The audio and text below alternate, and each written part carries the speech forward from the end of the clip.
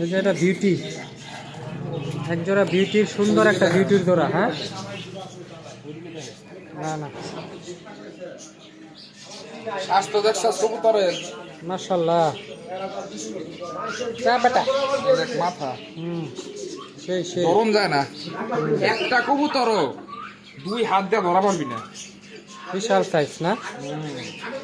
মাশাআল্লাহ, এটা original beauty. Original beauty. চোখ, এই দেখ এক গিব্বা মাথা। Running running. Running pair.